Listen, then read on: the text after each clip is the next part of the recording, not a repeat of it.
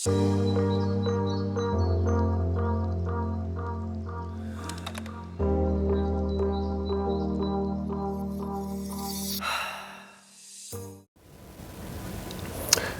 koutou. Nau mai hoki mai ki tō tātou nei Wānanga boat.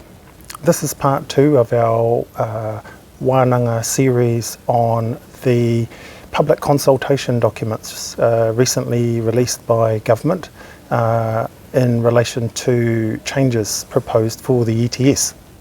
Today I'd like to discuss the very successful misinformation campaigns constructed by those with self-interest at heart, those lobby groups, similarly to 50 Shades of Green, alongside some of the very powerful farming lobby groups like New Zealand Beef and Lamb, Dairy NZ and Federated Farmers. First though, a recap of a previous Wānanga bite. Māori, along with other evidence-based organisations, want a permanent exotic category in the ETS. Why do Māori want this? We are very concerned about the climate emergency we're facing for us now and for our mokopuna. We want to assist in playing our part in the climate emergency, even though we know it will be harder for us as Māori than other groups in Aotearoa. We want access to sustainable development opportunities on our land that this exotic category will provide for, if only to access capital through the ETS that will allow us to develop our land. There is alignment between the type of land that we own, being 80% land use classification 6 to 8, or largely non-arable, and the opportunity to provide for afforestation of any sort. Our land is suited to being in forest, and it can provide better outcomes both environmentally and financially. And finally, the opportunity to transition from exotic forests into native forests, giving us ultimately more native forests across Aotearoa on Māori-owned land, but using exotics as both a nurse crop and a source of funding by utilising the carbon that exotics can sequester. We can generate up to $2,000 per hectare per annum by establishing this type of category, and that type of finance is just inaccessible to us through any other opportunities or other means. Those elements are covered in more detail in the previous Wānanga bite. So moving forward to the discussion today, why are these organisations actively undermining the use of this category in the ETS? The stated concern is mass conversion of good farming land into forests, creating a possible environmental disaster in 100 years from now that's enabled by an exotic species that causes any number of environmental negative impacts. So let's start with why. Farming in New Zealand represents over 50% of the total land area and 50% of New Zealand's carbon emissions. The organisations I mentioned receive the majority of their funding as a result of commodity levies from the industries. So any reduction in farming means a reduction in funding for these organisations. I leave that to you to decide what their motivations then might be. Then we have the stated concerns.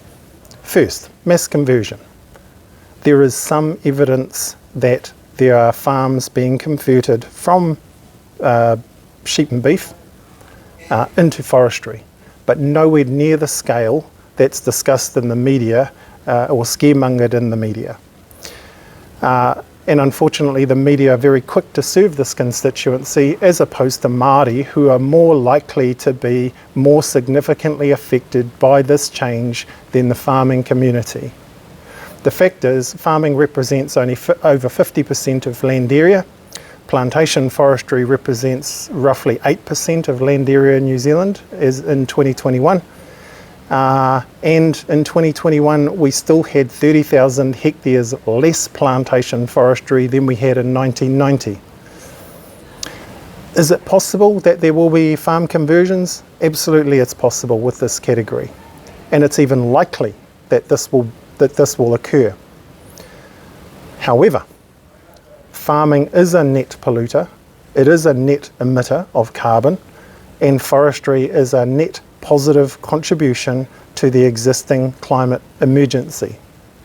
Surely the conversion of some marginal farms is a good thing for the planet. This, coupled with the increasing prices that farmers are receiving to change their land use, surely that's a good thing for the farming community as well. Not so good for those who are levy funded, however. The second issue, the concept of good farming land. Somehow we all intuitively know what good farming land is, but when asked to define it in more detail, the responses become a little vague. Good farming land is also good forestry land. It's likely that it's even good horticulture land and probably good papakainga land as well. Forests improve the environmental outcomes for both the land and for the climate emergency, where unfortunately our traditional economic mainstay, being farming, with land and pasture, is substantially negative for the environment by comparison to any sort of afforestation. Forest established on land that was traditionally pasture will earn up to $2,000 per hectare per annum, assuming it can enter this particular category.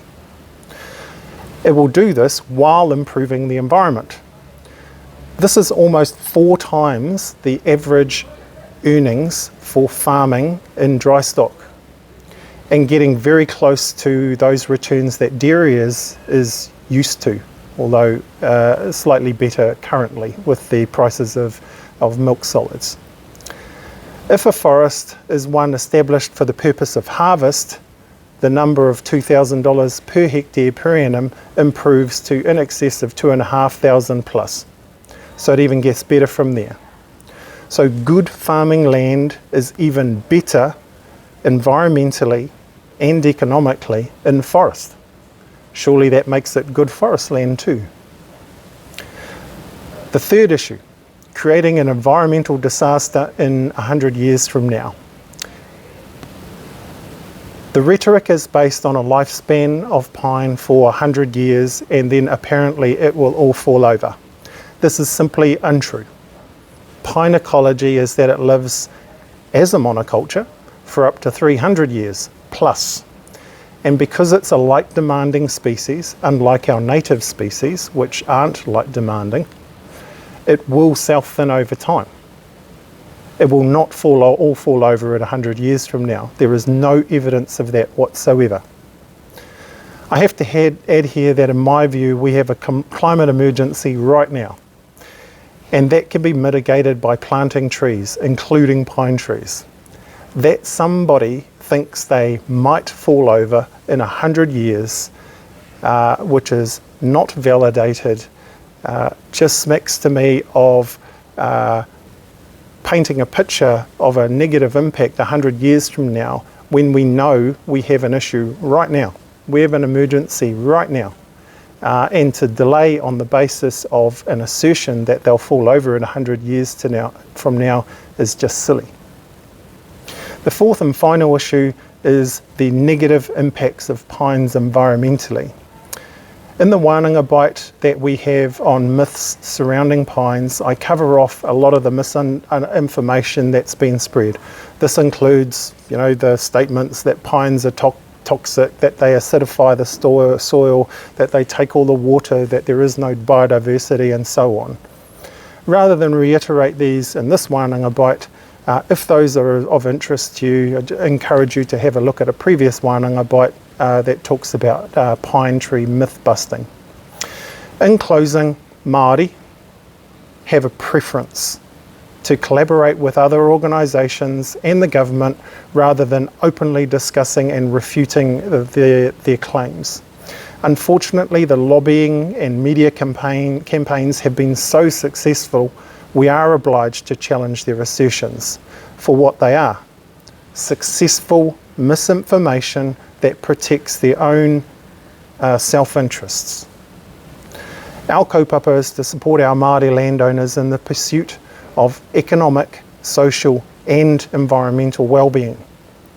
And these self-serving organisations are not thinking about the impact of their campaigns on Māori and the land that wasn't stolen from us, that we still have ownership of.